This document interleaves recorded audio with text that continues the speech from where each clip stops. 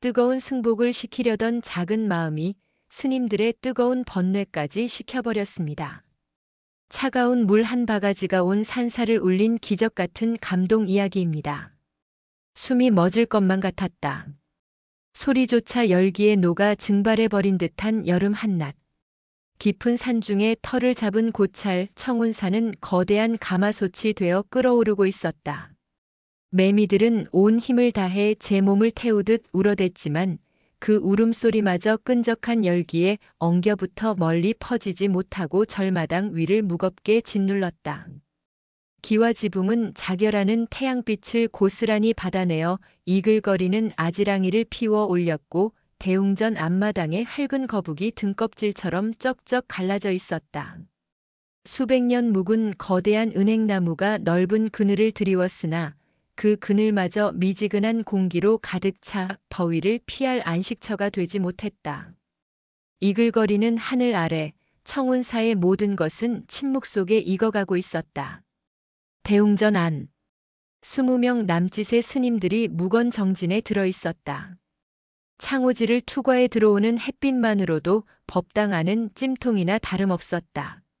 스님들은 흐트러짐 없는 자세로 가부좌를 틀고 앉아 있었지만 잿빛 승복 등줄기를 타고 흐르는 땀은 속수무책이었다. 고요해야 할 법당 안에 유독 그 정적을 깨트리는 작은 움직임이 있었다. 가장 어린 동자승 해담이었다. 올해로 겨우 7살. 절에 들어온 지는 3년째였지만 아직 깨달음보다는 배고픔이, 참선보다는 참기가 더 힘든 나이였다. 더워. 등이 가려워. 다리가 저려. 해담은 꼬물거리는 발가락을 애써 누르며 힐끔 실눈을 떴다. 바로 앞에 앉은 사형 스님의 등은 땀으로 흠뻑 젖어 지도처럼 얼룩져 있었다. 그 옆에 스님은 미동도 하지 않았다. 가장 앞자리 절의 가장 큰 어른인 무영대사는 마치 오래된 바위처럼 그 자리에 뿌리를 내린 듯 했다. 스님들은 어쩜 이리 돌부처 같으실까. 해담은 꿀꺽 마른 침을 삼켰다. 목구멍이 따가웠다. 땀이 눈썹을 타고 흘러내려 눈가를 간지렸다. 손을 들어 닦아내고 싶었지만 그랬다가는 어김없이 무영대사의 죽비가 날아올 터였다. 참아야 한다, 참아야 한다. 나는 부처님의 제자니까. 스스로를 다잡아 보려 했지만 귓가를 파고드는 매미 소리는 마치 덥다. 덥다. 넌 못 참겠지.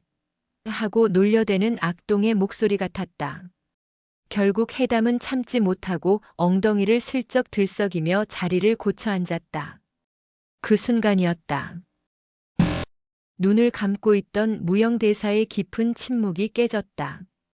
그는 눈을 뜨지 않은 채 낭낭하면서도 묵직한 목소리로 입을 열었다. 해담아. 네. 네. 스님.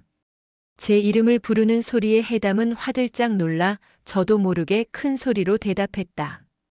다른 스님들의 어깨가 작게 움찔했다. 무영대사가 천천히 무거운 눈꺼풀을 들어 올렸다. 그의 눈은 깊은 우물처럼 서늘했지만 그 안에는 모든 것을 꿰뚫어보는 엄격함이 서려 있었다. 마당의 열기보다 내 마음의 열기가 더 뜨겁구나. 정이 깨어지면 동이 시끄럽고 동이 시끄러우면 마음이 번잡해지는 법이다. 어찌 내 한 몸의 더위로 대중의 수행을 방해하느냐. 죄송합니다. 해담의 얼굴이 홍시처럼 붉어졌다. 고개가 절로 푹 숙여졌다. 무영대사는 해담을 잠시 말없이 바라보았다. 아이의 정수리가 땀으로 젖어 반짝였다. 그는 가벼운 한숨을 내쉬었다. 나가거라. 네. 나가서 우물가에서 내 얼굴의 땀과 마음의 열기를 함께 식히고 오너라. 허나 그늘에서 놀 생각은 말거라. 내가 이겨내야 할 것은 더위가 아니라 더위를 이기지 못하는 내 조급한 마음이니라. 네, 스님. 감사합니다. 엄한 꾸중 속에 담긴 작은 배려를 알아챈 해담은 마치 새 장문이 열린 새처럼 환하게 외치며 벌떡 일어났다. 그 급한 몸짓에 또 한 번 스님들의 어깨가 들썩였다. 무영대사는 목말린다는 듯 다시 지그시 눈을 감았다. 해담은 총총걸음으로 법당 문을 나섰다. 문이 닫히고 법당 안은 다시 끓어오르는 정적 속으로 가라앉았다. 법당 문을 나선 해담을 기다린 것은 안보다 몇 곱절은 더 지독한 열기였다. 흡! 숨이 턱 막혔다. 마치 뜨거운 불의 장막을 통과하는 기분이었다. 해담은 땀으로 젖은 이마를 팔뚝으로 훔치며 종종 걸음으로 우물이 있는 마당 뒤편으로 향했다. 청운사의 우물은 생명수라 불렸다. 천년 묵은 은행나무 뿌리 옆에서 솟아나는 이 우물물은 아무리 가문 날에도 마르지 않았고 한여름에도 손이 시릴 만큼 차가웠다. 해담은 제 키만 한 두레박줄을 잡아당겼다. 작은 몸으로 끙끙거리며 줄을 당기자 묵직한 나무 두레박이 이끼 낀 우물벽을 긁으며 올라왔다. 찰랑. 드디어 모습을 드러낸 우물물은 검푸른 빛을 띠며 차가운 기운을 뿜어냈다. 해담은 옆에 놓인 낡은 나무 바가지로 물을 가득 펐다. 그리고는 두 손으로 바가지를 감싸 쥐고 꿀꺽 꿀꺽 마시기 시작했다. 캬! 얼음장 같은 물이 목구멍을 타고 흘러내려 뜨거웠던 속을 단숨에 식혀주었다. 온몸에 땀구멍이 일제히 닫히고 정신이 번쩍 드는 듯 했다. 해담은 연거푸 3바가지나 물을 들이켰다. 아, 살겠다. 마지막 한 바가지는 그대로 머리 위에 끼얹었다. 흐아! 차가워! 차가운 물줄기가 땡글땡글한 머리를 타고 흘러 잿빛 승복을 적셨다.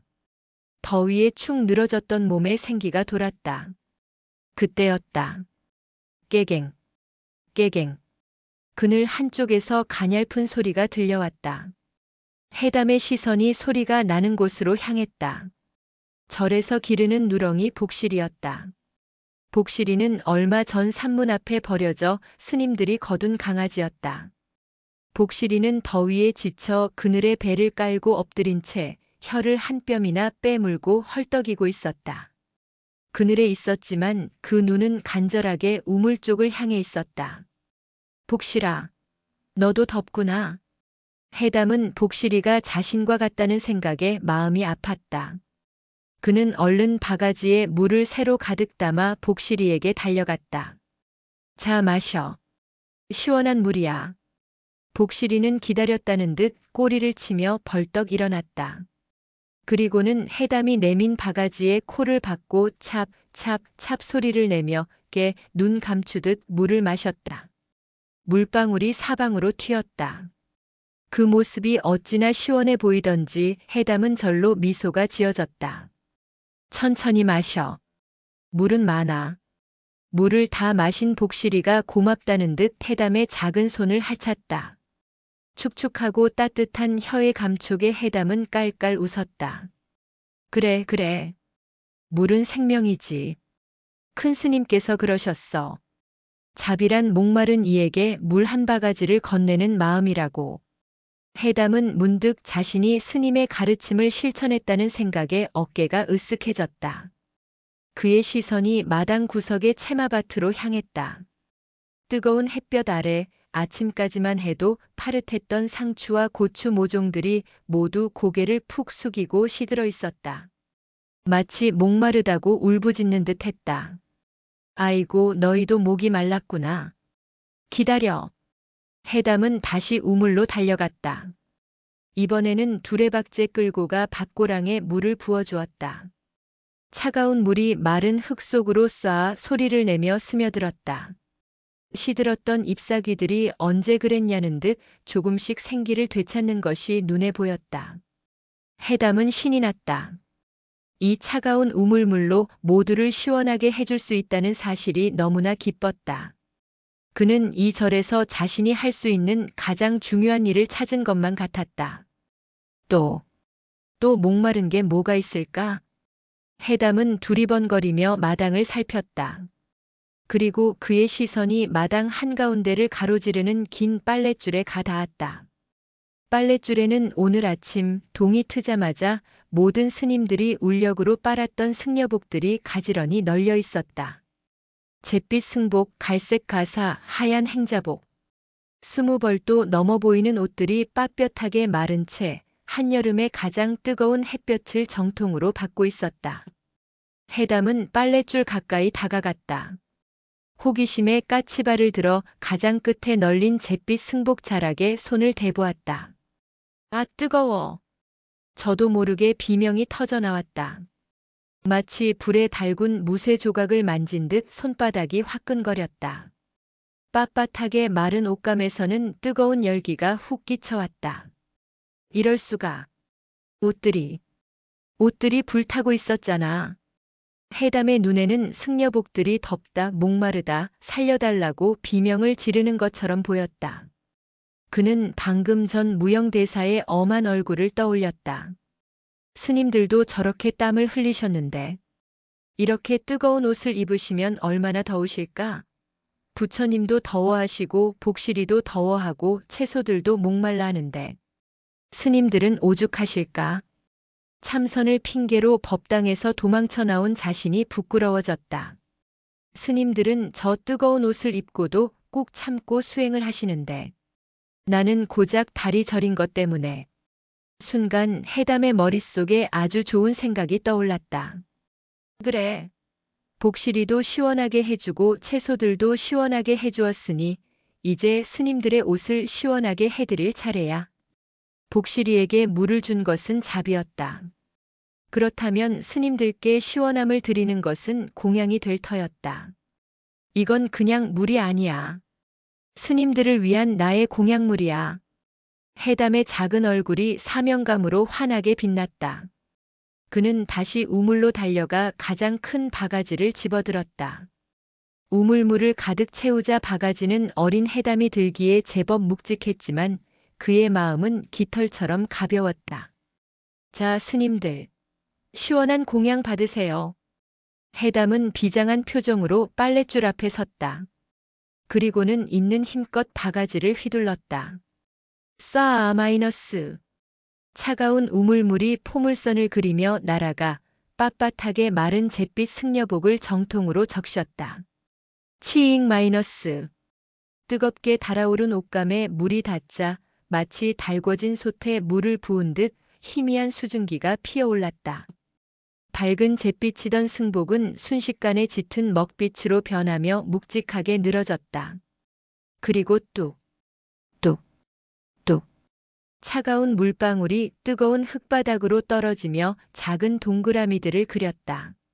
와, 시원해졌다. 해담은 환호성을 질렀다. 옷이 고맙다고 살겠다고 말하는 것만 같았다. 그는 멈추지 않았다. 다시 우물로 달려가 물을 길어 올리고 빨랫줄로 달려와 물을 뿌렸다. 쏴. 해담의 이마에도 땀이 비오듯 흘렀지만 그의 마음은 기쁨으로 충만했다. 이건 공양주 스님 옷. 공양주 스님은 늘 뜨거운 불 앞에서 일하시니까 더 시원하게 해드려야지. 쏴. 이건 큰 스님 가사다. 가장 크고 무게가 나가는 갈색 가사. 해담은 가장 정성스럽게 가장 많은 물을 뿌렸다. 큰 스님은 늘 엄하시지만 이 물처럼 시원한 마음을 가지시면 좋겠다. 나한테 화도 덜 내시고. 해담은 한 벌 한 벌 그 옷의 주인을 떠올리며 정성을 다해 물을 뿌렸다. 마치 지친 이의 등을 두드려주듯 마른 땅에 단비를 내려주듯. 마당은 금세 물바다가 되었고 해담의 작은 발은 진흙으로 엉망이 되었지만 아랑곳하지 않았다. 20벌이 넘는 승려복과 가사가 모두 흠뻑 젖어 짙은 색으로 변하고 빨랫줄은 그 무게를 이기지 못해 활처럼 휘어질 정도가 되었을 때 해담은 비로소 바가지를 내려놓았다. 휴. 뚝. 뚝. 뚝. 뚝. 젖은 승복에서 일제히 떨어지는 물방울 소리가 고요한 산사의 경쾌한 합창처럼 울려 퍼졌다. 뜨겁게 달아올랐던 마당의 열기도 젖은 옷들 주변에서만큼은 한풀 꺾인 듯 서늘한 기운마저 감돌았다. 해담은 자신의 작품을 보며 세상에서 가장 뿌듯한 미소를 지었다. 스님들께서 이걸 보시면 정말 기뻐하시겠지? 세상에서 가장 시원한 옷이니까. 이제 이 옷을 입으시면 참선도 잘 되실 거야. 작은 손으로 땀을 닦은 해담은 이제 스님들께 이 기쁜 소식을 알려야겠다고 생각했다. 그가 젖은 발로 진흙을 밟으며 막 몸을 돌려 법당으로 향하려던 바로 그 찰나였다. 이게 지금 뭐 하는 짓이냐? 등 뒤에서 터져나온 목소리는 단순한 고함이 아니었다. 그것은 하늘을 찢는 천둥이었고 땅을 가르는 진노였다. 해담의 심장이 쿵 하고 바닥으로 떨어졌다. 온몸의 피가 순식간에 얼어붙는 듯 했다. 삐걱거리는 로봇처럼 천천히, 아주 천천히 고개를 돌렸다. 그곳에는 청운사에서 가장 엄격하고 규율을 중시하는 무영대사가 서 있었다. 무영대사는 정진을 마친 후 오후 울력을 위해 잠시 처소에 들렀다가 나오던 참이었다. 마당에서 들려오는 요란한 물소리에 필시 해담이 녀석이 또 무슨 장난을 하는 마음으로 나왔다가 눈앞의 광경을 목격한 것이다. 그의 두 눈은 금방이라도 튀어나올 듯 크게 뜨여 있었고 분노로 인해 굳게 담은 입술이 파르르 떨리고 있었다. 그의 시선이 향한 곳. 마당 한가운데 오늘 아침 모든 스님들이 동원되어 땀 흘려 빨고 가장 깨끗한 볕에 널었던 그 신성한 승복들이 전부 단 한 벌도 빠짐없이 물에 흠뻑 젖어 축 늘어져 있었다. 그저 젖기만 한 것이 아니었다. 해담이 튄 물이 마당의 흙먼지와 뒤섞여 깨끗했던 승복 자락 여기저기에 흙탕물이 점점이 튀어 있었다. 심지어 무게를 이기지 못한 빨랫줄 한쪽이 살짝 내려앉아 몇몇 옷자락은 이미 진흙 바닥에 끌리고 있었다. 해담. 내가 이 짓을 한 것이냐? 무영대사의 목소리는 분노를 넘어선 경악과 허탈함으로 갈라져 나왔다.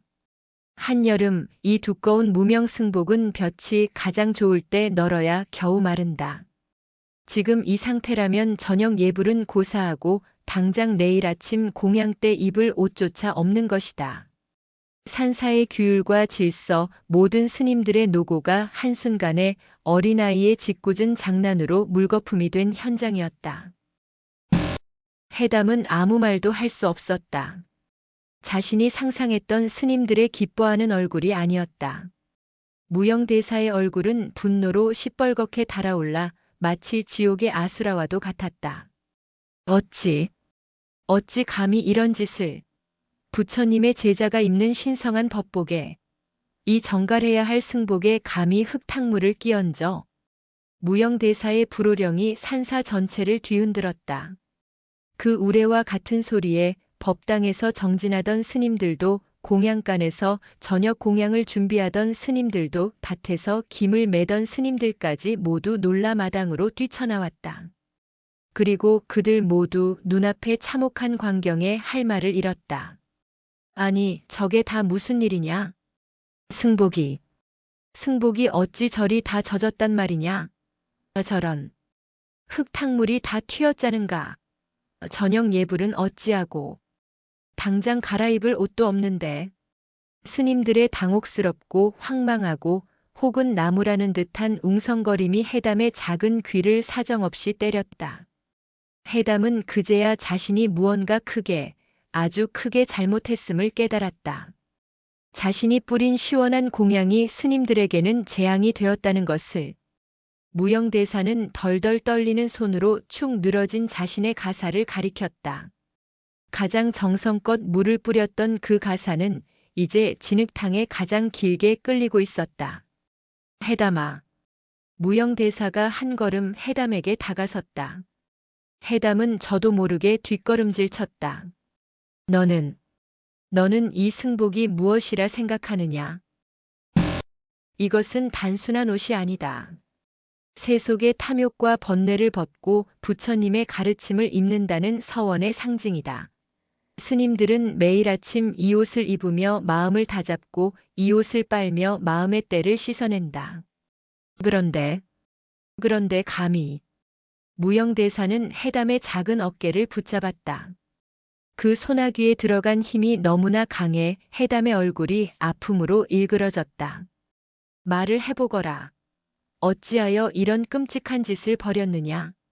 이 더운 날 스님들이 얼마나 고생하며 빠노신데 내 눈에는 이것이 그저 흙탕물 장난을 치는 천조각으로 보였더냐? 무영대사의 목소리는 점점 높아졌고 해담의 작은 몸은 공포로 사시나무처럼 바들바들 떨렸다.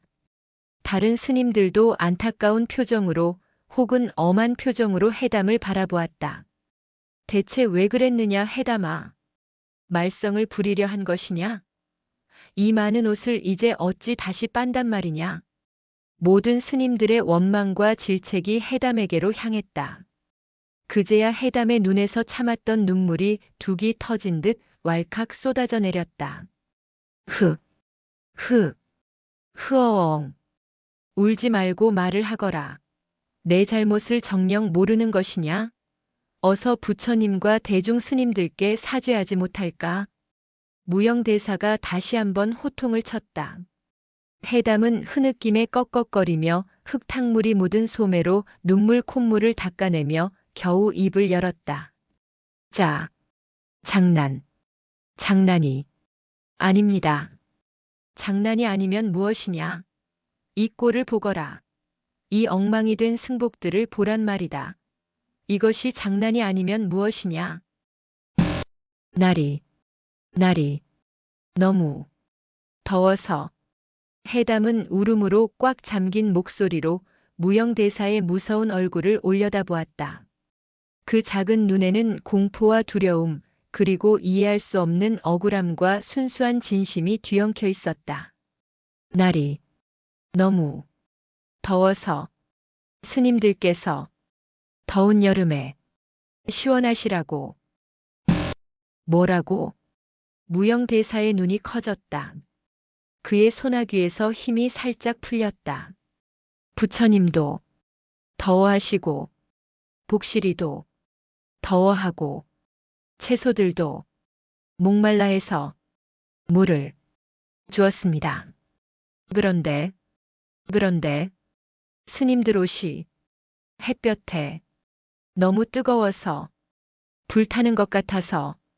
해담의 목소리가 울음에 잠겨 문장으로 이어지지 못하고 단어들로 부서져 내렸다. 스님들께서 이 뜨거운 옷을 입으시면 너무 더우실 것 같아서 시원한 마음 느끼시라고 시원하게 해드리려고 물을 뿌렸습니다. 시원하시라고. 흐엉 엉엉. 해담은 끝내 말을 잇지 못하고 그 자리에 주저앉아 흙바닥을 치며 서럽게 울음을 터뜨렸다. 순간 마당의 모든 소리가 멎었다. 이글거리던 태양도 울어대던 매미 소리도 스님들의 웅성거림도 심지어 바람 소리마저도 모두 사라졌다. 온 산사에 정적이 내렸다. 그 끓어오르던 정적 속에서 유일하게 들리는 소리는 두 가지뿐이었다. 젖은 승복에서 진흙 바닥으로 뚝뚝뚝 떨어지는 물방울 소리. 그리고 시원한 마음을 전하고 싶었다는 동자승의 서러운 울음소리. 무영대사는 해담의 어깨를 잡았던 손을 천천히, 아주 천천히 풀었다. 그는 벼락이라도 맞은 듯 그 자리에 우두커니 서 있었다. 그의 눈동자가 세차게 흔들렸다. 흙탕물이 묻은 승복을 보던 그의 시선이 울고 있는 해담에게로, 그리고 다시 젖은 승복으로 향했다. 시원한 마음을 느끼시라고.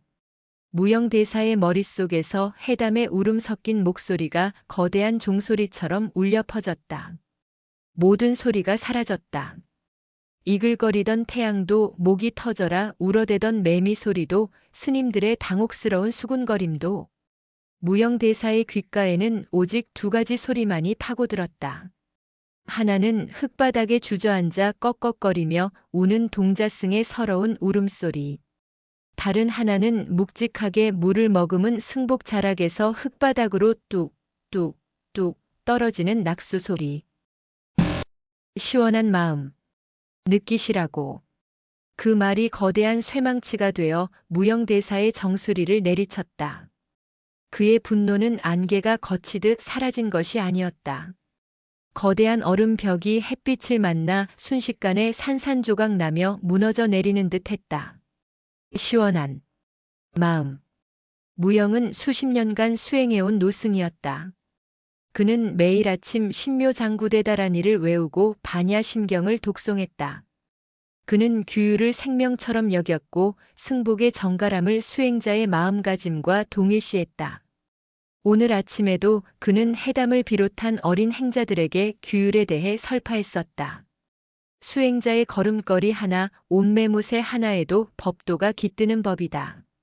승복을 더럽히는 것은 곧 내 마음을 더럽히는 것과 같다. 그랬던 그였다. 그런데 지금 흙탕물이 묻은 승복을 보며 치밀어 올랐던 그 불같은 노여움은 시원하시라고 라는 아이의 순진한 한마디에 갈 곳을 잃고 증발해버렸다. 무영은 자신의 손을 내려다보았다. 방금 전까지 해담의 작은 어깨를 부서져라 쥐고 있던 손. 그 손은 이제 힘없이 떨리고 있었다. 나는 무엇에 화가 났던 것인가? 그는 스스로에게 물었다. 승복이 젖어서? 흙탕물이 묻어서? 아니었다. 저녁 예불에 입을 옷이 없다는 불편함 때문이었다. 수십 년간 지켜온 관습과 규칙이 깨어졌다는 혼란 때문이었다. 더위. 그래, 그놈의 더위였다. 법당에 앉아 참선을 하면서도 무영의 마음속에는 덥다는 번뇌가 끓어오르고 있었다. 이놈의 더위가 어서 가셔야 수행에 집중할 텐데 하는 짜증이 마음 한구석에 도사리고 있었다. 그는 더위를 이겨내야 할 적으로 여겼다. 하지만 저 아이는 해담은 더위를 보듬어야 할 대상으로 여겼다. 부처님도 복실이도 시든 채소도 그리고 스님들도 더위에 지친 모든 것을 시원하게 해주고 싶다는 그 마음. 그것은 관습도 규칙도 법도도 아니었다. 그것은 그저 자비 그 자체였다.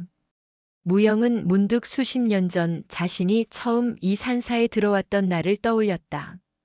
삭발을 하던 날 스승이 물었다. 너는 외중이 되려 하느냐? 그때 자신이 무어라 답했던가. 모든 괴로운 이들을 구제하고 싶습니다. 지금 자신의 모습은 어떠한가? 괴로운 중생은커녕 더위에 지친 동료 스님들을 보며 함께 덥구나 공감하지 못하고 그저 참선에 방해가 된다며 번뇌로 치부하지 않았던가. 자신이 잊고 있었던 첫마음을 저 7살배기 동자승이 가장 엉뚱하고 가장 순수한 방식으로 일깨워주고 있었다. 무영은 천천히 고개를 들었다. 마당에 모여 선 다른 스님들의 얼굴이 보였다. 그들의 얼굴에는 여전히 난감함과 황당함이 서려 있었다. 저걸 이제 어쩐다. 당장 저녁 예불은 아무리 어려도 그렇지 저런 엄청난 사고를. 그들의 수군거림이 이제야 다시 무영의 귀에 들려왔다. 그들은 아직 젖은 승복이라는 현상에 묶여 있었다. 하지만 무영은 이미 그 너머 젖은 승복에 담긴 마음을 보고 있었다. 무영의 시선이 다시 빨랫줄로 향했다. 진흙 바닥에 끌려 엉망이 된 자신의 가사.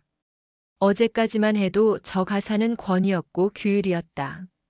하지만 지금 무영의 눈에 비친 저 젖은 가사는 이것이야말로 해담이가 내게 올린 가장 서늘하고 가장 진실된 공양이로구나. 무영은 천천히 아주 천천히 몸을 움직였다. 그의 움직임에 모든 스님들의 시선과 울음을 멈추고 딸꾹질을 하던 해담의 시선까지 모두 집중되었다. 무영은 흙바닥에 주저앉아 있는 해담을 지나쳐 빨랫줄을 향해 한 걸음 한 걸음 다가갔다. 그리고는 가장 더럽혀진 자신의 가사 앞에 멈춰섰다. 무영 대사는 말없이 젖은 가사를 바라보았다. 갈색 가사는 차가운 우물물을 흠뻑 머금어 짙은 고동색이 되어 있었다. 그리고 그 옷자락 끝은 해담이 뛰어다니며 어지럽힌 마당의 진흙을 그대로 묻혀 무겁게 땅으로 늘어져 있었다. 그것은 정갈함과는 거리가 멀었다. 그것은 수행자의 위엄과는 더더욱 거리가 멀었다. 그것은 그저 한여름의 열기와 아이의 순수한 의도와 마당의 흙먼지가 뒤엉킨 결과물일 뿐이었다. 다른 스님들은 숨을 죽였다. 큰 스님이 저 엉망이 된 가사를 손에 드는 순간 다시 한번 불호령이 떨어질 것이라 예상했다. 스님, 제가 당장 맑은 물을 다시 길어와. 가장 연장자인 원각 스님이 사태를 수습하려 다급하게 입을 열었지만 무영은 조용히 손을 들어 그의 말을 막았다. 무영은 두 손을 합장했다.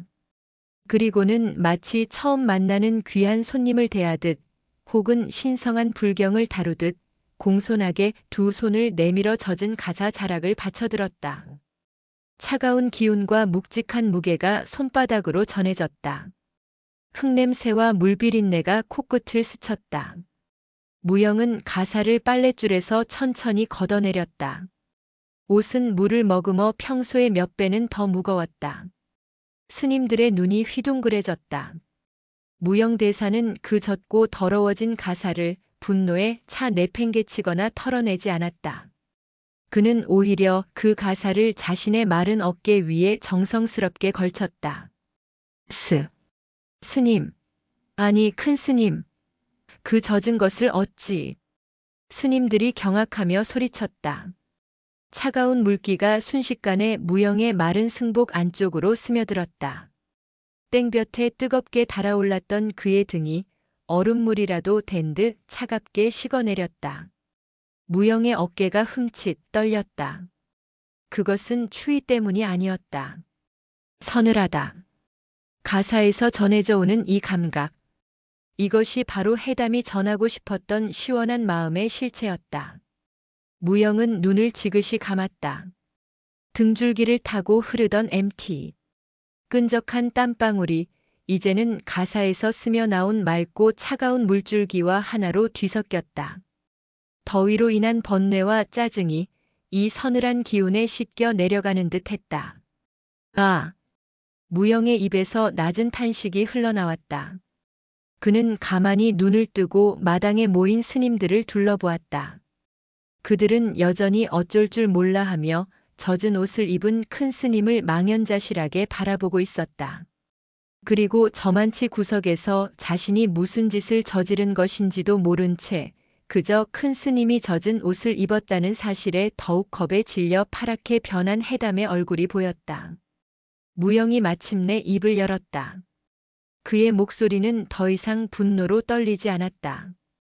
그것은 깊은 산사의 풍경 소리처럼 맑고 낮게 울려 퍼졌다. 무엇들을 하고 있느냐? 네. 해담이가 우리 모두에게 이토록 귀한 서늘한 공양을 올렸느니라. 공양. 그 단어에 스님들은 다시 한번 충격을 받았다. 너희도 이 공양을 받들지 않고 무엇하느냐? 무영은 빨랫줄에 걸린 다른 젖은 승복들을 턱짓으로 가리켰다. 오늘 저녁 예불은 우리 모두 해담이가 공양 올린 이 시원한 승복을 입고 부처님을 뵐 것이다. 그 말은 마당에 떨어진 또 하나의 거대한 벼락이었다. 무영대사의 선언이 떨어지자 마당의 정적은 삽시간에 술렁임으로 변했다. 저 저녁 예불을, 저 젖은 옷을 입고 말입니까? 흙탕물이 묻은 옷을 입고 어찌 감히 부처님 전에. 큰 스님 제정신이십니까? 이는 법도를 어기는 일입니다. 가장 규율을 중시하던 원각 스님이 참지 못하고 앞으로 나섰다. 그의 얼굴은 불그락푸르락했다. 큰 스님, 해담이의 마음이 순수했다 한들 결과는 이토록 참혹합니다. 승복은 수행자의 얼굴입니다. 이 흙탕물 묻은 승복은 청운사 전체의 얼굴에 먹칠을 하는 것입니다. 당장 해담에게는 엄한 벌을 내리시고 저희는 마른 속옷 바람으로라도 예불을 드릴 지언정 이 더러운 옷을 입을 수는 없습니다. 옳소. 원각 스님 말이 맞습니다. 젊은 스님들 몇몇이 원각의 말에 동조하며 나섰다. 그들에게는 해담의 순수한 마음보다는 당장 닥친 불편함과 망신스러움이 더 크게 다가왔다. 해가 서서히 서쪽 산으로 기울고 있었다. 저녁 예불 시간은 다가오는데 마당에는 20명의 스님들이 젖은 승복을 앞에 두고 두 패로 나뉘어 대치하는 기묘한 풍경이 벌어졌다. 무영은 원각을 조용히 바라보았다. 원각 스님. 예, 큰 스님. 스님은 덥지 않으십니까? 네. 너무나 뜬금없는 질문에 원각의 말이 막혔다. 나는 몹시 더웠습니다. 무영은 젖은 가사를 어루만지며 담담히 말했다. 법당에 앉아 색즉시공 공즉시색을 외우면서도 내 마음은 덥다는 번뇌에 사로잡혀 있었습니다. 이 더위가 내 수행을 방해한다 여겼습니다. 스님은 아니었습니까? 그것은 원각은 대답하지 못했다. 그 역시 마찬가지였기 때문이다. 우리는 모두 더위에 지쳐 있었습니다. 부처님의 가르침인 시원함을 입으로만 외울 뿐 마음으로는 뜨거운 불만을 품고 있었지요. 무영은 겁에 질린 해담을 바라보았다. 그런데 저 아이가 우리에게 시원함을 가져다 주었습니다. 입으로 외우는 관념이 아니라 온몸으로 느낄 수 있는 실체를 말입니다. 허나 큰 스님, 이것은 시원함이 아니라 축축함이고 더러움입니다. 원각이 다시 목소리를 높였다.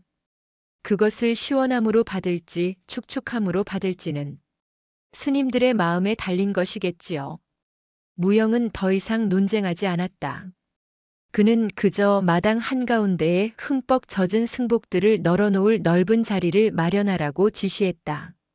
그리고는 우물가로 가 해담이 사용했던 가장 큰 바가지를 들었다. 스님들은 의아한 눈으로 그를 바라보았다. 무영은 우물물을 가득 펐다. 그리고는 아직 채 젖지 않았거나 흙탕물이 묻지 않은 깨끗한 승복들에도 남김없이 물을 뿌리기 시작했다. 쏴 큰 스님, 지금 무엇을? 기왕 공양을 받들 바에는 모두가 공평하게 받아야 하지 않겠습니까? 무영은 마치 즐거운 놀이라도 하듯 모든 승복에 차가운 우물물을 골고루 뿌렸다. 이제 마당의 모든 승복은 젖지 않은 것이 없게 되었다. 스님들은 할 말을 잃었다.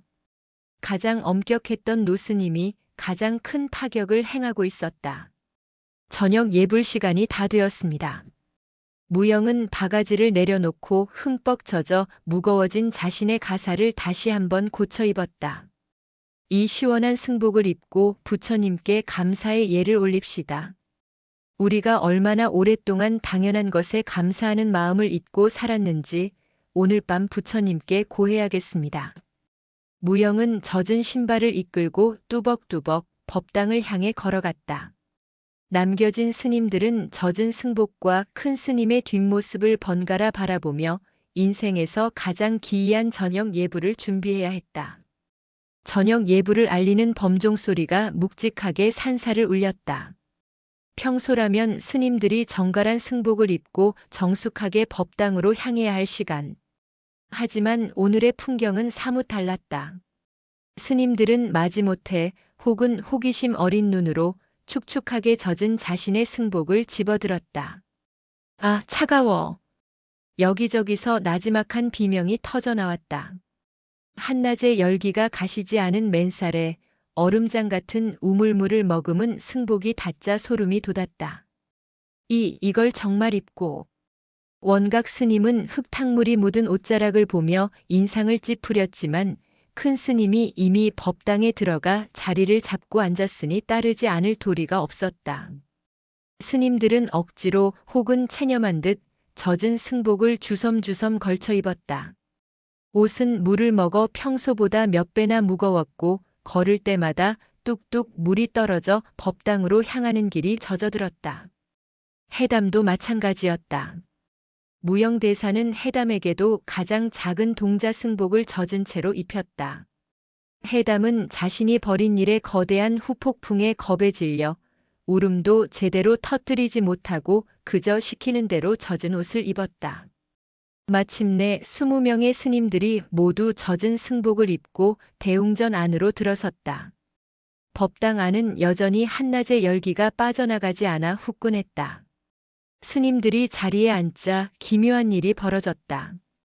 평소에는 더운 공기 때문에 숨이 막혔던 법당이 스님들이 입고 온 젖은 승복에서 뿜어져 나오는 냉기로 인해 서서히 시원해지기 시작했다. 스님들은 서로의 모습을 힐끔거렸다. 위험이라고는 찾아볼 수 없었다. 잿빛 승복은 짙은 먹빛이 되어 몸에 축 눌러붙었고 몇몇 스님의 옷자락에는 선명한 흙탕물 자국이 남아 있었다. 무영대사가 목탁을 잡았다. 예불 올리겠습니다. 목탁 소리가 법당에 울려 퍼지고 스님들은 마지못해 합창을 시작했다. 지심 귀명래. 처음에는 모두가 불편함에 몸을 뒤틀었다. 차가운 옷이 등에 달라붙는 느낌, 무겁게 어깨를 짓누르는 감각, 발밑으로 떨어지는 물기. 하지만 예불이 계속되고 독경 소리가 법당을 채우기 시작하면서 스님들은 점차 다른 것을 느끼기 시작했다. 후끈했던 법당의 열기. 그들의 몸에서 뿜어져 나오는 체온. 그것들이 젖은 승복의 차가운 기운과 만나 상쾌한 냉기를 만들어내고 있었다. 평소라면 땀이 비오듯 흘러 집중하기 어려웠을 것이다. 그러나 지금 그들의 등줄기는 서늘했다. 번뇌로 뜨거웠던 머릿속이 이 낯선 시원함에 차분하게 가라앉는 것을 느꼈다. 시원하다. 정말로 시원하구나. 더위를 잊었다. 원각 스님도 마찬가지였다. 그는 흙탕물이 묻은 자신의 옷자락을 내려다보았다. 처음에는 더럽다는 생각뿐이었지만 이제는 그 흙탕물이 다르게 보였다. 저것은 그저 흙과 물일 뿐이다. 그것을 더럽다고 규정한 것은 자신의 분별심이었다. 해담은 그저 스님들이 시원하기를 바랐을 뿐이다. 깨끗하게 시원하기를 바란 것이 아니었다. 시원함이라는 본질, 자비라는 핵심. 스님들은 독경을 하면서 자신들이 얼마나 오랫동안 본질이 아닌 형식에 얽매여 살았는지 깨닫기 시작했다. 정갈하게 빤 승복, 완벽한 예불 절차, 한치의 오차도 없는 규율. 그 모든 것이 깨달음을 위한 도구였을 뿐인데 어느새 그들은 도구 자체를 목적으로 삼고 있었다. 독경 소리가 점점 더 커지고 맑아졌다. 그것은 억지로 내는 소리가 아니었다. 젖은 승복이 주는 서늘함 속에서 스님들의 마음이 맑아지며 우러나오는 소리였다. 해담은 법당 구석에서 그 모습을 훌쩍이며 바라보고 있었다. 스님들이 화를 내지 않았다. 오히려 평소보다 더 편안해 보였다.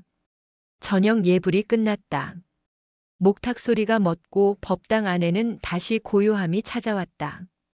법당 바닥은 스님들이 떨어뜨린 물로 흠뻑 젖어 있었다. 그 누구도 불평하지 않았다. 오히려 그 젖은 법당은 한여름 밤의 열대야를 잊게 할 만큼 상쾌하고 서늘했다. 예불이 끝나고 스님들은 젖은 옷을 입은 채 묵묵히 자리에 앉아 있었다. 무영대사가 천천히 자리에서 일어나 법당 중앙에 섰다.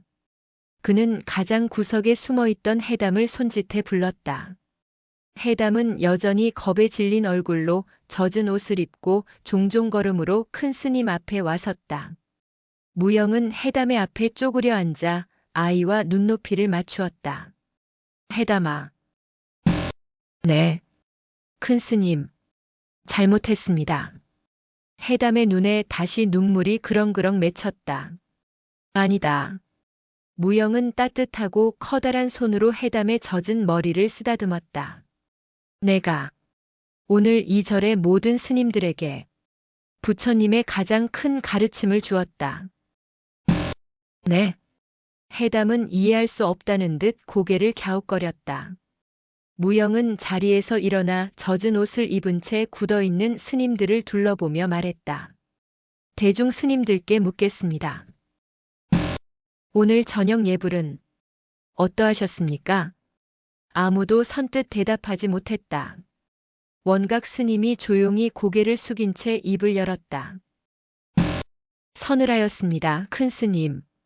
제 평생 이토록 번뇌 없이 시원했던 예불은 처음이었습니다. 그의 말에 다른 스님들도 하나둘 고개를 끄덕였다. 무영이 미소를 지었다. 그렇습니다. 우리는 모두 더위라는 번뇌에 사로잡혀 있었습니다. 하지만 이 젖은 승복이 우리의 번뇌를 식혀주었습니다. 그는 해담의 어깨를 감싸 안았다. 나는 오늘 이 7살 동자승에게 크게 2가지를 배웠습니다. 스님들의 시선이 무영과 해담에게로 집중되었다. 첫째는 순수한 마음입니다. 우리는 규율과 관습을 내세우며 정갈함을 핑계로 이 더위에 고생하는 도반들을 돌아볼 줄 몰랐습니다. 하지만 해담이는 그저 시원하게 해주고 싶다는 순수한 자비심 하나로 우리가 하지 못한 일을 해냈습니다. 무영은 자신의 어깨에 걸친 젖은 가사를 가리켰다. 둘째는 감사하는 마음입니다. 그는 흙탕물이 묻은 옷자락을 스님들 앞에 펼쳐 보였다. 나는 수십 년간 이 승복을 입으면서 이 승복이 나를 더위로부터 추위로부터 지켜준다는 사실을 잊고 살았습니다. 그저 당연히 입는 옷이라 여겼습니다. 당연히 깨끗해야 한다고만 생각했습니다. 무영의 목소리가 젖어들기 시작했다. 하지만 오늘 이 흙탕물 묻은 승복을 보며 깨달았습니다. 내가 더럽다고 여겼던 이 흙과 물이야말로 모든 생명을 키워내는 대지의 은혜라는 것을 말입니다. 우리는 그 은혜를 잊고 그저 겉모습의 깨끗함만을 탐하고 있었습니다. 해담아. 무영이 다시 해담을 바라보았다. 내가 오늘 뿌린 이 흙탕물은 이 늙은 중에 교만한 마음에 뿌린 감로수였다. 내 덕분에 우리가 잊고 살았던 시원한 마음이 무엇인지, 감사하는 마음이 무엇인지 다시 깨닫게 되었다. 무영대사는 해담을 아는 채로 대웅전의 부처님을 향해 천천히 몸을 돌렸다. 그리고는 젖은 승복을 입은 20명의 스님들을 대표하여 가장 낮은 자세로 부처님께 절을 올렸다. 부처님, 감사합니다. 오늘 저희에게 이토록 귀한 법문을 내려주셔서 감사합니다. 그 모습을 지켜보던 원각 스님도 다른 모든 스님들도 조용히 자리에서 일어나 함께 절을 올렸다. 그것은 참회의 절이었고 감사의 절이었다. 한여름밤 서늘한 기운이 감도는 법당 안.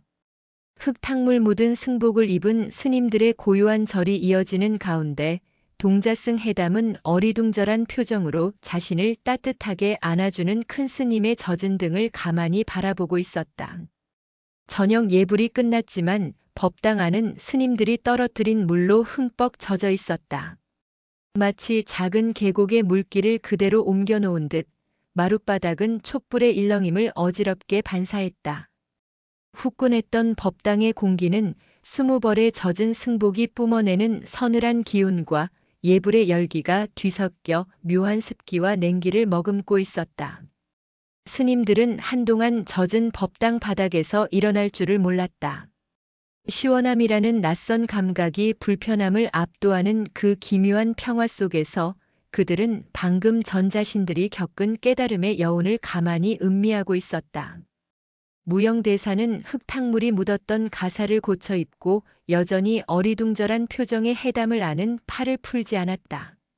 아이는 큰 스님의 품이 주는 따뜻함과 젖은 옷이 주는 차가움 사이에서 긴장이 풀려 꾸벅꾸벅 졸기 시작했다. 공양간으로 갑시다. 무영대사의 나직한 말이 그 고요함을 깼다. 스님들은 그제야 하나둘 자리에서 일어났다. 철퍽, 철퍽, 척. 젖은 승복과 젖은 버선이 마루 위를 걷는 소리는 고요한 산사의 밤에 유난히 크게 울렸다. 그 소리는 질척거리고 불쾌했다. 평소 같았으면 청운사에서 가장 규율을 중시하는 원각 스님이 당장 발걸음에 수행자의 위험이 보이지 않는다. 라며 호통을 쳤을 것이다. 하지만 원각은 아무 말도 하지 않았다. 그는 그저 자신의 발밑에서 나는 그 망측한 소리를 묵묵히 들으며 걸었다. 아니, 들었다기보다 느끼고 있었다. 그 소리는 마치 수십 년간 단단하게 굳어있던 자신의 원칙과 아집이 질척하게 무너져 내리는 소리처럼 들렸다. 공양가는 스님들의 예상치 못한 행렬에 조금 어수선했다. 저녁 식사를 위해 간소하게 차려진 상 위에는 묽은 된장국과 한 줌의 밥, 그리고 몇 가지 소박한 나물과 갓 쪄낸 뜨거운 감자 몇 알이 전부였다. 스님들은 젖은 옷을 입은 채로 공양간의 좁은 자리에 끼어 앉았다. 뚝, 뚝. 스님들의 옷자락에서 떨어진 물이 공양간 바닥에도 작은 웅덩이를 만들었다. 나무 식기 부딪히는 소리 외에는 아무 소리도 들리지 않는 청운사의 엄격한 묵언 공양 시간. 하지만 오늘의 묵언은 어제까지의 묵언과는 그 무게와 색깔이 완전히 달랐다. 평소의 묵언이 규율에 의한 강제된 침묵 혹은 참선의 연장이었다면 오늘의 묵언은 너무나도 거대한 화두를 받아들고 각자의 내면으로 침잠하는 깊고 무거운 침묵이었다. 스님들은 저마다 숟가락을 들었지만 그들의 시선은 자신의 그릇이 아닌 다른 곳을 향해 있었다. 한 젊은 스님은 자신의 밥그릇에 비친 젖은 옷을 입은 자신의 일그러진 모습을 바라보았다. 그는 오늘 낮 해담의 짓을 처음 발견하고 가장 크게 분노했던 이였다. 저런 버릇없는 놈은 당장 쫓아내야 한다고까지 생각했다. 하지만 지금 젖은 옷이 주는 서늘함 속에서 그는 자신의 분노가 얼마나 어리석고 뜨거운 것이었는지 절감하고 있었다. 공양주 스님은 밥알을 씹으며 맞은편 스님의 흙탕물 묻은 옷자락을 가만히 바라보았다. 그는 오늘 하루 종일 저걸 언제 다시 빨래하고 풀을 먹이나 하는 일 걱정에 사로잡혀 있었다. 하지만 지금 그는 자신의 밥그릇 위에 놓인 밥 한 톨, 감자 한 알이 얼마나 감사한 것인지 새삼 느끼고 있었다. 해담이가 알려준 감사하는 마음은 젖은 승복에만 있는 것이 아니었다. 원각 스님은 밥을 한술 떴으나 차마 삼키지 못했다. 그는 흙탕물이 묻어 흉하게 얼룩진 자신의 옷자락을 내려다보았다. 더럽다는 생각은 이미 사라진 지 오래였다. 대신 용암처럼 뜨거운 부끄러움이 속에서부터 치밀어 올랐다. 나는 수십 년간 무엇을 본 것인가? 나는 경전을 읽은 것이 아니라 그저 글자만 읽었구나. 그는 흙탕물을 더럽다고 보았다. 하지만 저 아이 해담은 그 흙탕물 속에서 시원함을 보았다. 그는 겉으로 드러난 현상과 규율에 집착했고 아이는 그 속에 담긴 본질과 자비를 꿰뚫었다. 수십 년 묵은 노승이 불경 한 줄 읽지 못한 7살 동자승의 발끝에도 미치지 못하는 통찰을 지녔던 것이다. 부끄럽구나. 실로 부끄럽기 짝이 없구나. 그는 고개를 들어 해담을 바라보았다. 해담은 큰 스님의 바로 옆자리에 앉아 있었다. 그 자리는 평소라면 사형 스님들 중에서도 가장 수행이 깊은 원각 스님 자신의 자리였지만 오늘은 그 누구도 심지어 원각 자신도 그 자리를 이에 삼지 않았다. 그 자리는 오늘 마땅히 해담의 자리였다. 해담은 훌쩍거리느라 기운이 다 빠졌는지 숟가락을 든 채 꾸벅꾸벅 졸고 있었다.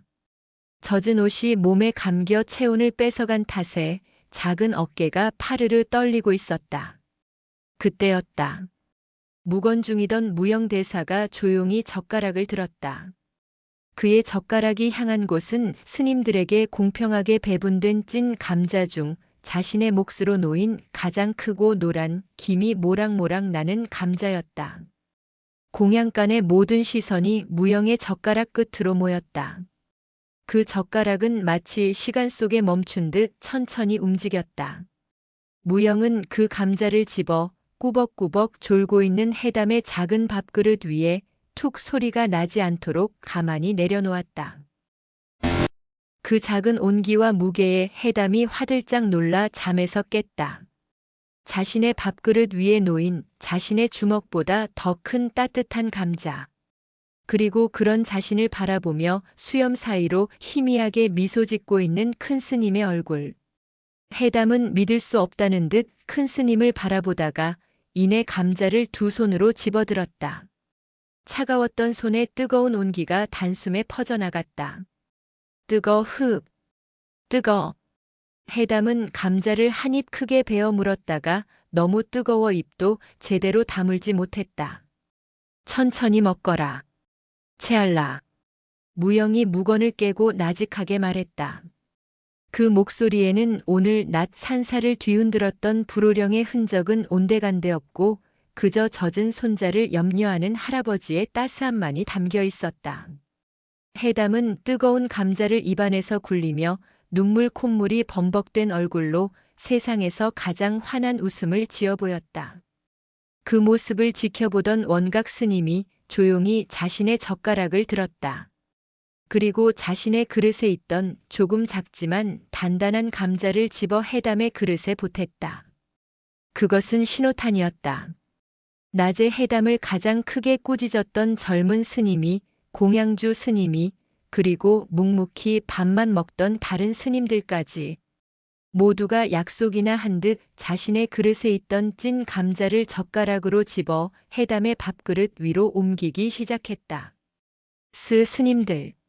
순식간에 해담의 작은 밥그릇 위로 20알이 넘는 따뜻한 감자들이 수북하게 쌓여 작은 산을 이루었다. 그것은 젖은 승복이 안겨준 서늘한 깨달음에 대한 스님들의 따뜻한 공양이었다. 더 이상 공양간에는 규율의 침묵이 흐르지 않았다. 젖은 옷을 입은 스님들의 얼굴에 번진 따뜻하고 너그러운 미소만이 가득했다. 차가운 젖은 옷을 입고 뜨거운 감자를 나누는 저녁. 청운사의 한여름 밤은 그렇게 식어가는 감자의 온기 속에서 깊어가고 있었다. 공양이 끝나자 스님들은 다시금 냉엄한 현실과 마주했다. 젖은 승복, 그것도 흙탕물이 묻은 승복을 이대로 둘 수는 없었다.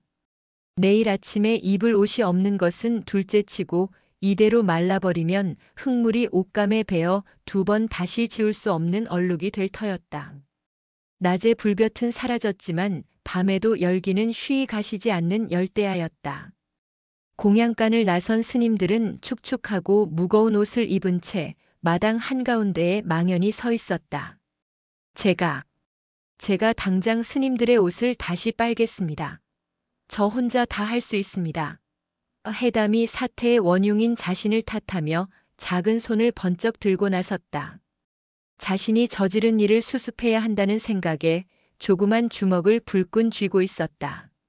스님들은 그 비장한 모습에 그저 쓴웃음을 지을 뿐 아무도 해담을 나무라지 않았다. 원각 스님이 헛기침을 하며 나섰다.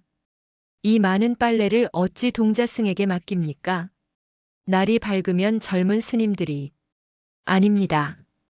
원각의 말을 자른 것은 무영대사였다. 그의 목소리는 낮고 단호했다. 이 승복은 오늘 우리에게 무심의 법문을 내려준 귀한 법복입니다. 그는 더러워진 옷이 아니라 법복이라 칭했다. 어찌 그 법문을 남에게 미루고 내일로 미룰 수 있겠습니까? 무영은 말없이 공양간을 나와 마당 구석에 놓여있던 커다란 빨래 대야와 방망이를 집어들었다.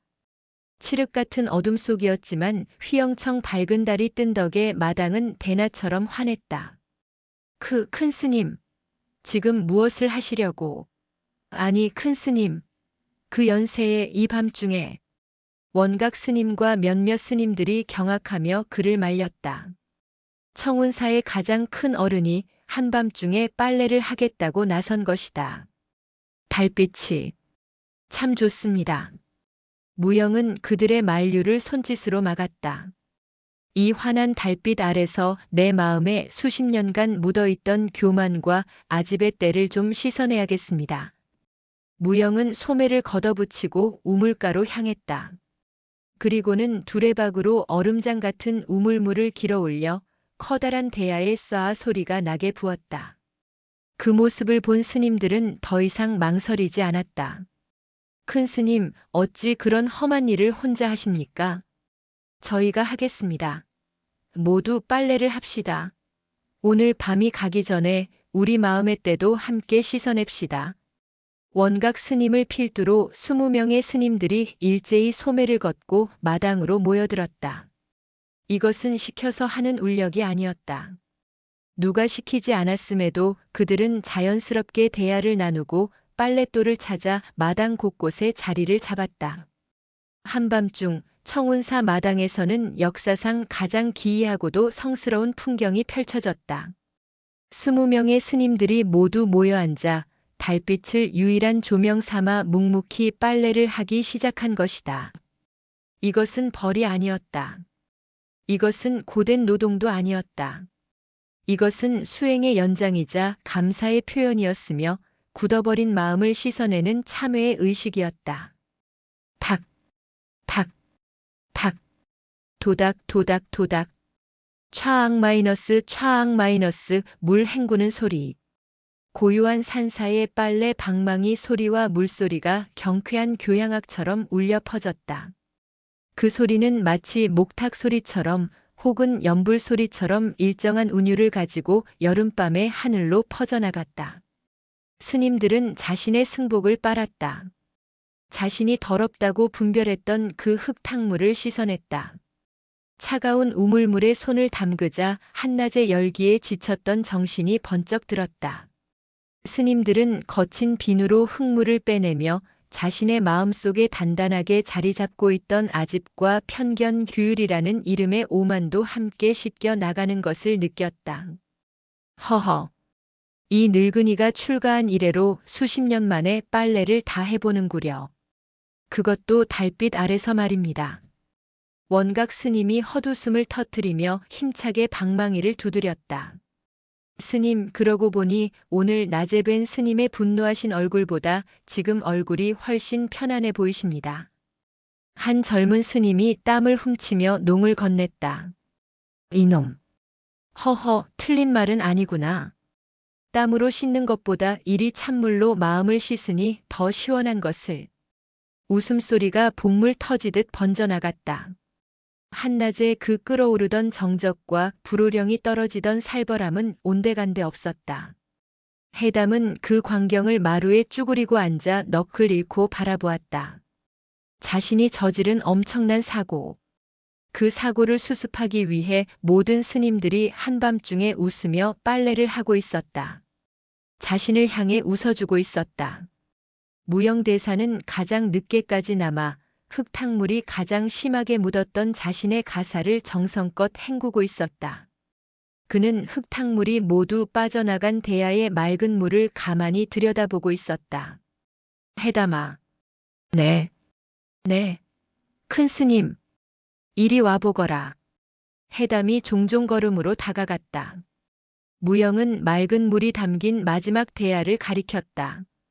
보거라. 대야 속의 물은 밤하늘의 휘영청 밝은 달과 그 옆을 지나는 구름, 그리고 그 물을 들여다보는 해담과 무영의 얼굴을 거울처럼 선명하게 담아내고 있었다. 조금 전까지만 해도 이 물은 내가 묻혀온 흙탕물로 아무것도 비추지 못했느니라. 하지만 보거라. 흙탕물은 사라지고 이렇게 맑은 물만 남았다. 그리고 이 맑은 물은 하늘의 달을 그대로 비추고 있구나. 무영은 해담의 어깨를 감쌌다. 내 마음이 이 달빛과 같고 이 맑은 물과 같다. 스님들의 승복은 잠시 흙탕물을 뒤집었었지만 그것은 그저 흙탕물일 뿐 승복의 본질이 변한 것은 아니었지. 그리고 내 마음 덕분에 우리는 흙탕물에 가려져 있던 이 맑은 본질을 다시 보게 된 것이다. 무영은 해담을 바라보며 미소 지었다. 흙탕물을 두려워하지 말거라, 해담아. 흙은 언젠가 가라앉고 물은 다시 맑아지는 법이니 내 순수한 마음만 잃지 않는다면 그것이 세상에서 가장 큰 수행이니라. 무영은 깨끗하게 빤 가사를 들어 힘껏 물을 짰다. 그리고는 다시 빨랫줄에 널었다. 20벌의 깨끗해진 승복이 환한 달빛과 서늘한 밤이슬을 맞으며 청운사의 마당에서 조용히 펄럭였다. 그 모습은 마치 방금 막 목욕재개를 마친 수행자들이 깨달음의 기쁨 속에 고요히 열반에 든 듯 더없이 평화로워 보였다. 다음 날 새벽, 어김없이 새벽 예불을 알리는 도량성 목탁 소리가 산사의 깊은 잠을 깨웠다. 스님들은 여느 때처럼 눈을 떴지만 오늘의 아침은 어제와 완전히 달랐다. 간밤에 한바탕 소동을 치르고 늦게 잠자리에 든 탓에 몸은 천근만근 무거웠지만 마음은 이상하리만치 깃털처럼 가볍고 상쾌했다. 문제는 옷이었다. 밤늦게 빤 승복은 한여름의 밤이슬과 새벽 공기를 밤새도록 흠뻑 머금은 채 아직 다 마르지 않았다. 뽀송뽀송과는 거리가 멀었다. 축축하다고 하기엔 덜하지만 만지는 순간 손이 시릴 정도의 분명한 냉기와 습기를 머금고 있었다. 이걸 정녕 입어야 하나? 한 젊은 스님이 빨랫줄에 걸린 자신의 승복을 만져보며 망설였다. 어제 저녁의 감동과 깨달음은 감동이고 살갗에 와닿는 새벽의 차가운 습기는 또 다른 현실의 문제였다. 쿨럭. 이러다 곧불이라도 들겠네. 불평의 소리가 나오려는 찰나 무영대사가 묵묵히 빨랫줄로 다가와 자신의 가사를 집어들었다. 아직 물기가 채 마르지 않아 묵직하고 얼음장처럼 서늘했다. 그는 어제 저녁 그랬던 것처럼 단 1초의 망설임도 없이 그 식어버린 옷을 어깨에 걸쳤다. 흡! 무영의 입에서 절로 깊은 숨이 터져나왔다. 해가 뜨기 전 새벽의 맨살에 닿는 차가운 습기는 마치 얼음 조각을 등에 문지르는 듯한 고통스러운 감각이었다. 하지만 어제와 다른 점이 있었다. 어제는 젖은 옷이 불편함과 불쾌함, 분노의 상징이었다면 오늘 이 식어버린 옷은 깨달음과 감사의 시원함의 상징이었다. 스님들은 더 이상 불평하지 않았다. 그들은 큰 스님을 따라 마지못해 혹은 기꺼이 그 축축하고 서늘한 승복을 걸쳐 입었다. 아, 차가워. 정신이 번쩍 드는구나. 여기저기서 나지막한 탄성이 터져 나왔다. 그리고 법당에 들어가 자리를 잡고 앉았다. 참선이 시작되었다. 눈을 감고 호흡을 가다듬었다.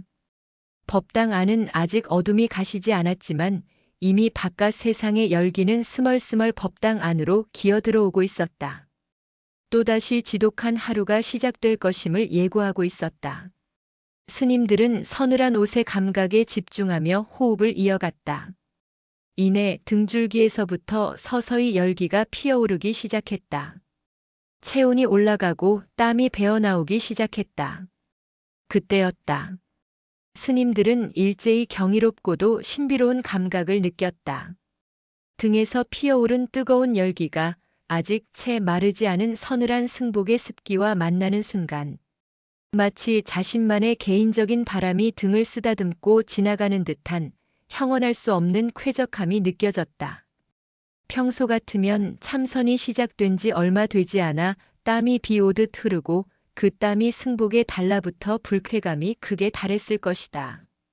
덥다는 번뇌가 끌어올라 호흡은 거칠어지고 집중력은 산산이 흩어졌을 것이다.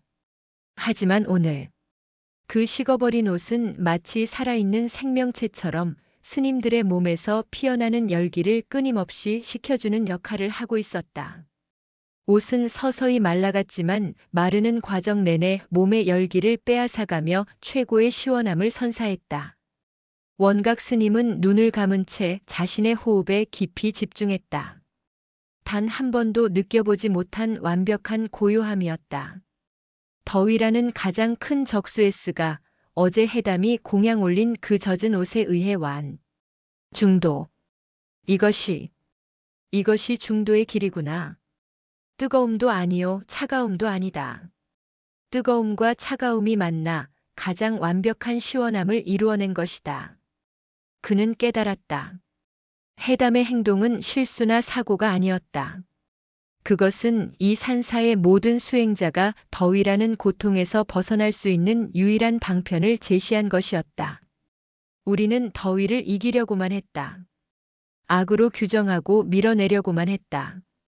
하지만 저 아이는 더위와 함께하는 법을 알려주었다. 젖은 옷을 입음으로써 더위를 시원함으로 바꾸는 법을, 뜨거움과 차가움을 나누지 않고 그 둘을 하나로 아우르는 법을. 원각 스님은 참선 중에 조용히 두 손을 모아 합장했다. 7살 동자승에 대한 스승을 향한 것과도 같은 깊은 존경과 감사의 마음을 담아서 그날 아침 청운사의 새벽 예불과 참선은 지난 수백 년의 역사 이래 가장 고요하고 가장 깊고 그리고 가장 시원하게 봉행되었다. 그날 이후 청운사에는 작지만 거대한 변화의 바람이 불었다. 여전히 해는 끓는 가마솥처럼 뜨거웠고 매미는 온 산이 떠나가라 울어댔지만 스님들의 얼굴에서는 더위로 인한 찌푸림이나 짜증이 마법처럼 사라졌다. 점심 공양이 끝난 가장 뜨거운 시간 오후 2시. 스님들은 더 이상 법당이나 그늘에 숨어 더위를 참아내려 애쓰지 않았다. 그들은 약속이나 한 듯 우물가로 모여들었다.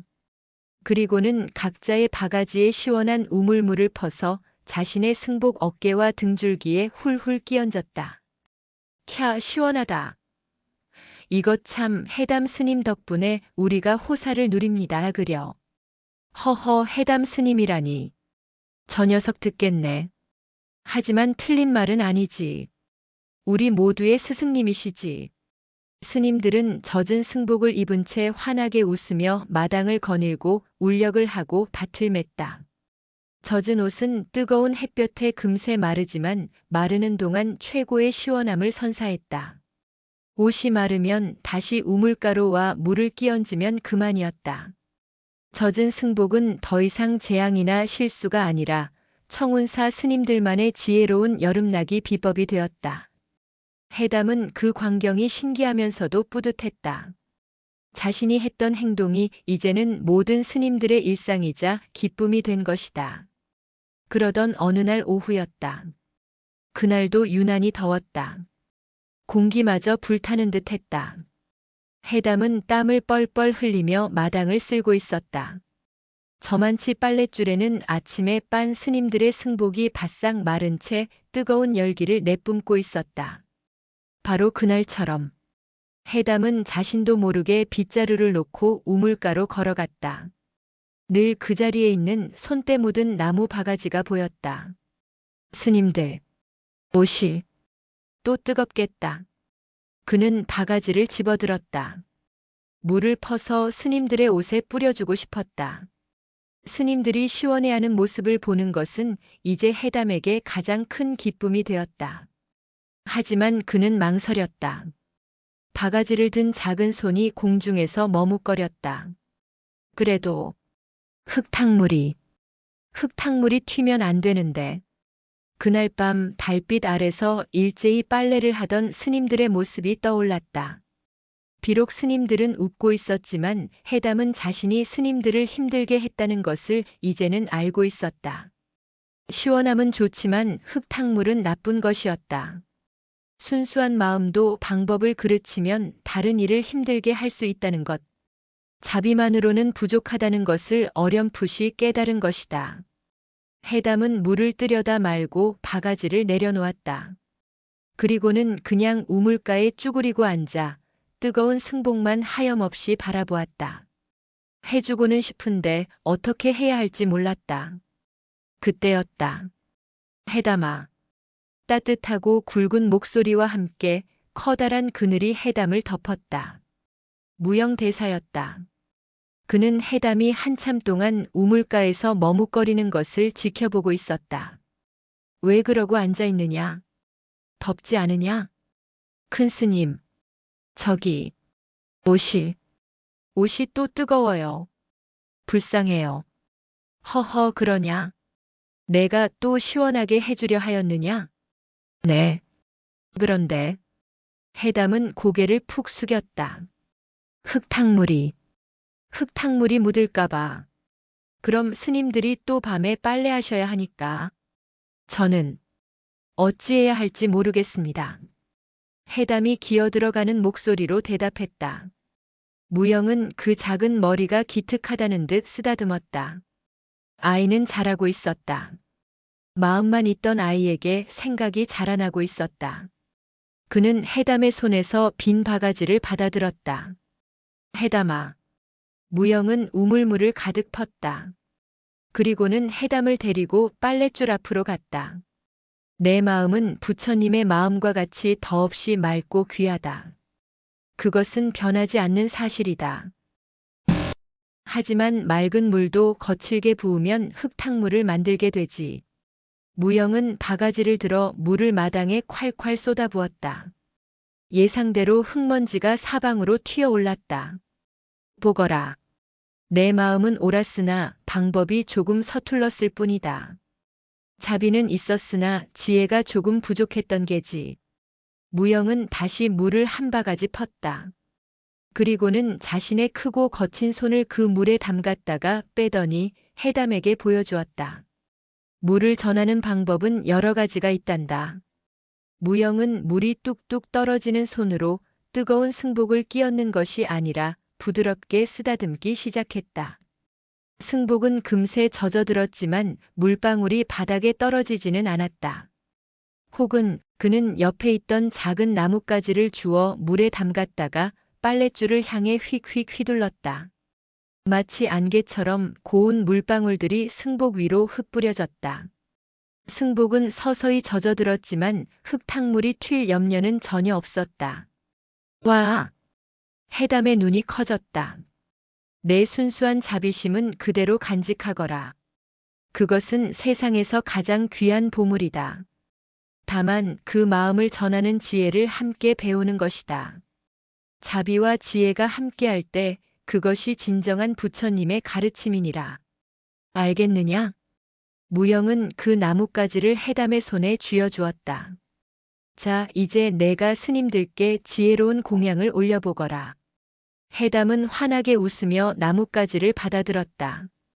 그리고는 신이 나서 우물물에 나뭇가지를 담갔다가 빨랫줄의 승복들을 향해 열심히 뿌리기 시작했다. 한여름 뜨거운 마당 위로 시원한 물안개가 피어올랐다. 그 물안개는 햇빛을 만나 빨랫줄 위에 작고 영롱한 무지개를 피워냈다. 무영대사는 그 모습을 더위도 잊은 채 세상에서 가장 인자한 미소로 바라보고 있었다. 그날의 소동이 있은 후 며칠이 흘렀다. 산사의 여름은 여전히 지독했다. 태양은 조금의 자비도 없이 대지를 불태웠고 매미들은 마지막 남은 힘까지 짜내어 울어댔다. 변한 것은 아무것도 없는 듯했다. 하지만 청운사는 변해 있었다. 아니, 변한 것은 청운사가 아니라 그곳에 사는 스님들의 마음이었다. 가장 뜨거운 오후. 이전 같으면 스님들은 더위를 피해 그늘을 찾거나 법당에서 억지로 참선에 들며 땀과 사투를 벌였을 시간. 하지만 지금 마당의 풍경은 달랐다. 몇몇 스님들은 젖은 승복을 입은 채 콧노래까지 흥얼거리며 밭에서 김을 메고 있었다. 옷이 마를 만하면 우물가로 가 바가지로 물을 끼얹으며 아, 시원하다 하고 아이처럼 웃었다. 규율과 법도를 생명처럼 여기던 원각 스님은 이제 젖은 옷을 입고 마당을 거니는 젊은 스님들을 보아도 더 이상 눈살을 찌푸리지 않았다. 오히려 그는 지금 이 순간 마당 한가운데서 묵묵히 빗자루질을 하고 있었다. 사각, 사각. 대나무 빗자루가 마른 흙바닥을 스치는 소리만이 그가 머무는 공간을 채웠다. 이전의 빗자루질이 마당의 먼지를 몰아내고 질서를 세우기 위한 엄격한 노동이었다면 지금 그의 빗자루질은 달랐다. 그는 빗자루질을 하고 있는 것이 아니었다. 그는 빗자루질을 느끼고 있었다. 손바닥에 감기는 댄잎의 거칠지만 정겨운 감촉. 빗질에 쓸려나가는 마른 잎사귀들의 바스락거리는 소리. 한낮의 열기 속에서 땀이 등줄기를 타고 흐르는 그 생생한 감각. 원각은 문득 멈춰섰다. 그는 수십 년간 이 마당을 쓸었다. 단 하루도 걸은 날이 없었다. 나는 수십 년간 무엇을 한 것인가? 그는 언제나 당연하게 이 마당을 쓸었다. 당연하게 해가 뜨면 일어났고 당연하게 공양을 했으며 당연하게 승복을 입었다. 그 당연함 속에는 단 한 톨의 감사도 없었다. 마당을 쓸 수 있는 건강한 팔다리에 대한 감사. 빗자루를 만들어준 대나무에 대한 감사. 내가 딛고 서 있는 이 흙바닥 대지에 대한 감사. 그 모든 것을 잊고 있었다. 그저 해야 할 일과 지켜야 할 규칙만이 그의 수행을 짓누르고 있었다. 그때 해담이가 젖은 승복에 물을 끼얹었다. 그 당연했던 승복이 불편한 것이 되는 순간 원각은 분노했다. 자신의 당연한 질서가 깨졌기 때문이었다. 하지만 그 젖은 승복이 안겨준 시원함 속에서 그는 깨달았다. 자신이 당연하게 여겼던 그 모든 것이 사실은 감사해야 할 기적이었음을. 승복은 그저 입는 옷이 아니었다. 그것은 더위를 막아주고 추위를 막아주는 은혜였다. 해담이는 그 은혜에 보답하고 싶었던 것이다. 가장 순수하고 가장 원초적인 방식으로. 그렇구나.